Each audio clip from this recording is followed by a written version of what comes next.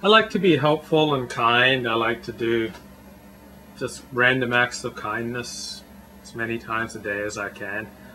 So when I was checking myself into yoga the other day, I just took out my keychain and just ran it past the scanner to help the woman behind the desk.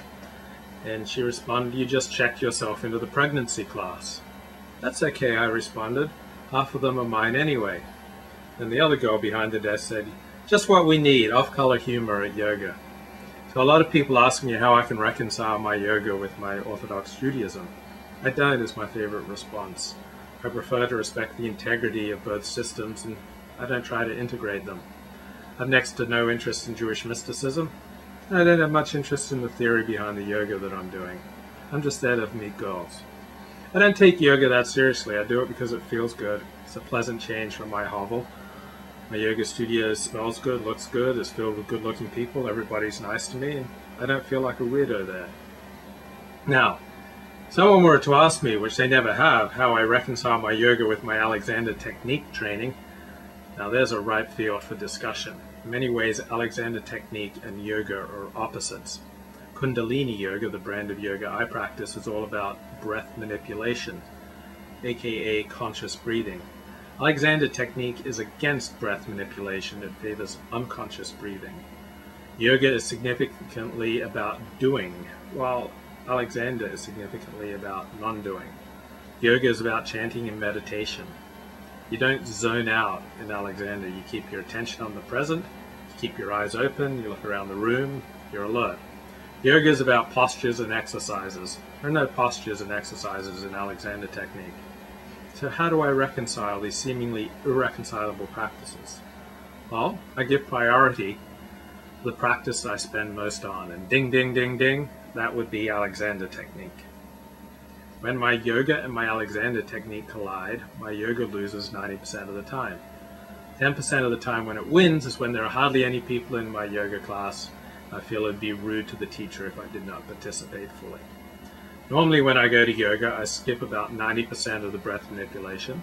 I only do about half of the exercises and meditations. The rest of the time I just lie back in semi-supine and enjoy the experience of people knocking themselves out all around me. Damn, another one bites the dust, I think, as I see people reinforcing bad habits, tightening and compressing their necks, shoving their spines down into their rectums, gasping for breath, and generally wreaking havoc with themselves.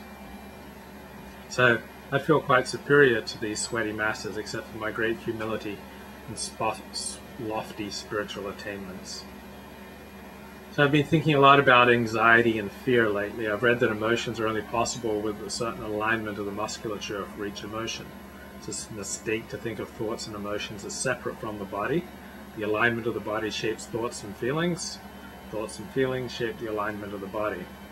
When you suffer fear and anxiety disproportionate to your circumstance, it is in part because of the horrible things you are telling yourself, and in part because you're most likely pushing down, compressing and tensing the neck, clenching.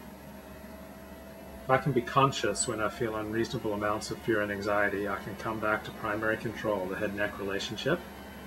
I can let my neck be free, I can think up, I can let go of downward pressure, unnecessary clenching, and the stupid irrational things that I tell myself.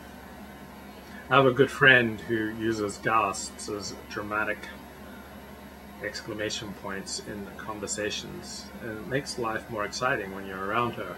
I really enjoy her gasps. I've been enjoying them so much over the past few months that I've started gasping too. But whenever you gasp, you tend to compress your neck and tense your neck. Now, it's great to punctuate things, but I don't want to tighten my neck and I don't want to go down. It's bad Alexander Technique. So I want to give up gasping, and I want to give up other habitual postures.